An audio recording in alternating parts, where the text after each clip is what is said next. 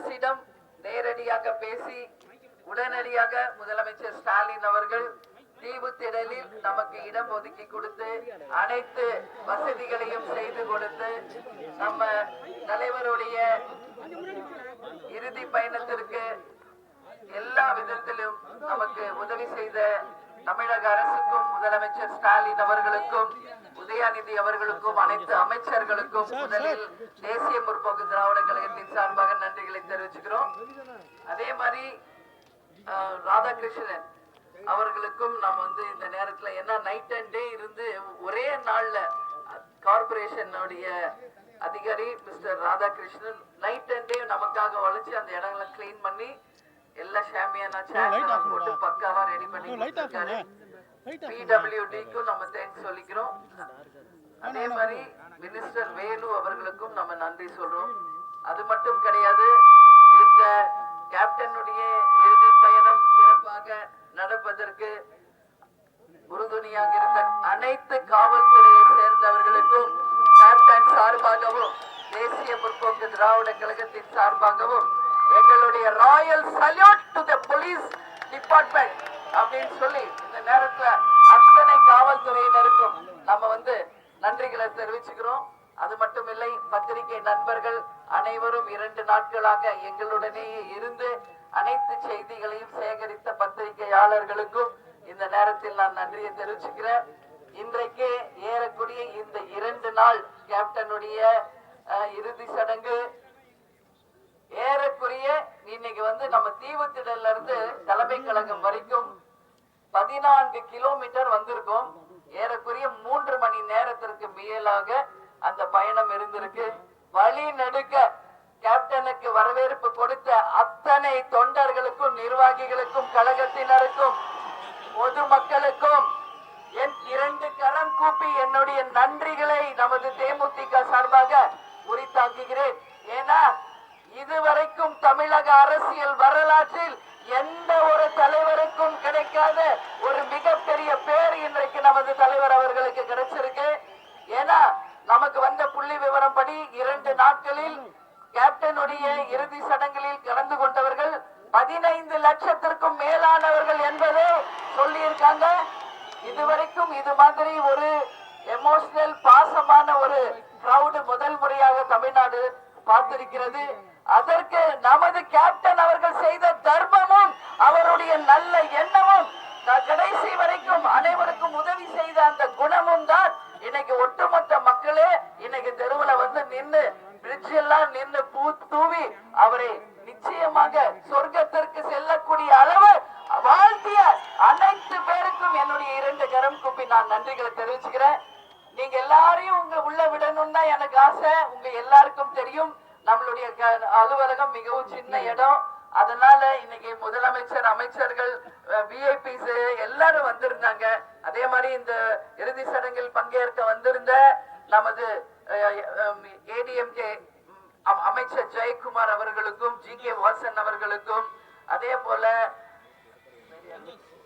OPS அண்ணன் அவர்களுக்கும், governor அவர்களுக்கும், பொன் ராதாகிருஷ்ணன் அவர்களுக்கும், நிர்மலா சீதாராமன் அவர்களுக்கும், அன்புமணி அவர்களுக்கும், அண்ணாமலை அவர்களுக்கும் என்று எல்லாருமே எடப்பாடி அண்ணன் எல்லாரும், நான் யாராவது பேர் விட்டு போயிருந்தா அது தப்பா எடுத்துக்காதீங்க.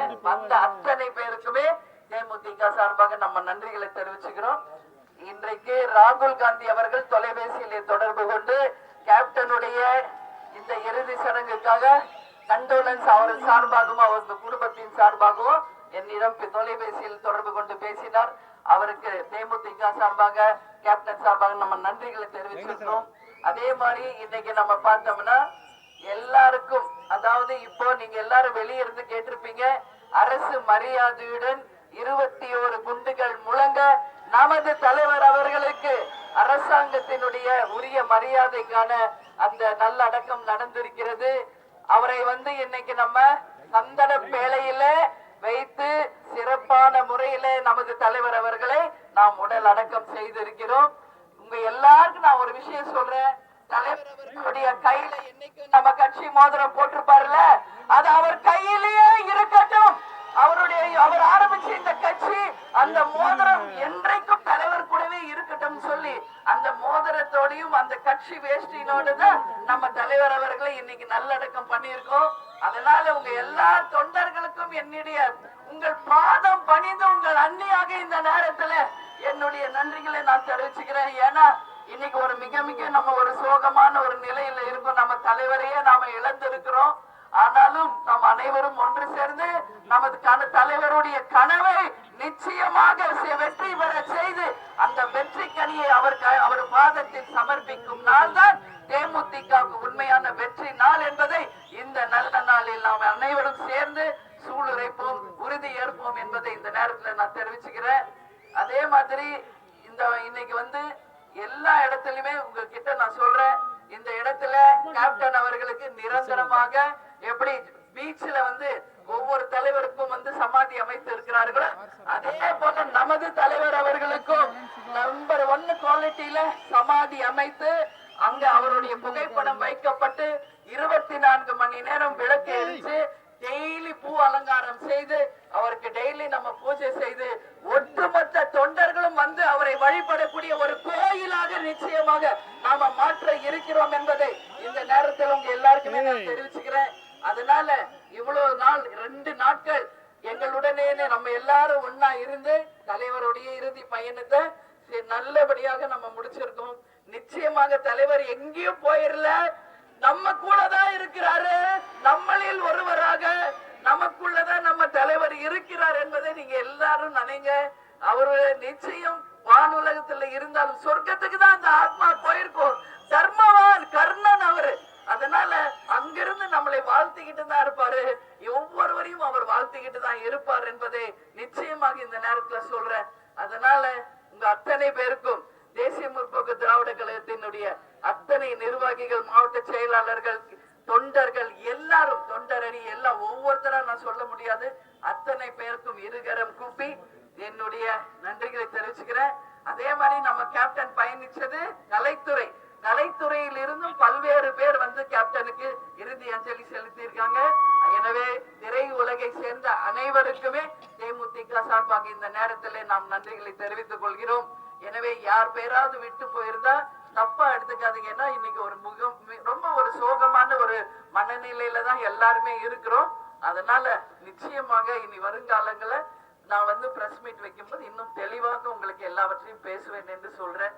அதனால நீங்கள் அனைவரும் பத்திரமாக வீடு போய் சேர வேண்டும். அது இப்பதான் எனக்கு நிம்மதி. ஏன்னா தமிழ்நாடு முழுக்க இருந்து பல்வேறு பகுதிகளில் இருந்து இன்னைக்கு வந்திருக்கீங்க. எப்படி நம்ம கேப்டன் சொல்லுவாரோ அதையேதான் உங்கள் அண்ணியும் என்னைக்கும் சொல்வேன். நீங்கள் அத்தனை பேரும் பத்திரமாக வீடு சென்று சேரும் வரை உங்களையே நினைச்சுக்கிட்டு இருப்பேன். எனவே எல்லாரும் பத்திரமா வீடு போய் சேருங்கள் என்று சொல்லி, வீழ்வது நாமாக இருப்பினும் வாழ்வது தமிழாக இருக்க வேண்டும். நமது முரசு வெற்றி முரசாக தமிழகம் என்று ஒலிக்க இயன்றதை செய்வோம், இல்லாதவருக்கு என்ற தலைவரின் பாணியை என்றைக்கும் கடைபிடித்து எல்லோரும் நாம் ஒற்றுமையோடு இருந்து தலைவருக்காக அவர் கனவு, அவர் லட்சியத்தை வென்று எடுத்து அந்த வெற்றி கனியை அவருக்கு சமர்ப்பிப்போம் என்று அனைவரும் ஒன்று சேர்ந்து உறுதிமொழி ஏற்போம் என்பதை இந்த நேரத்தில் தெரிவித்துக் கொண்டு உங்களிடமிருந்து விடைபெறுகிறேன். நன்றி, வணக்கம்.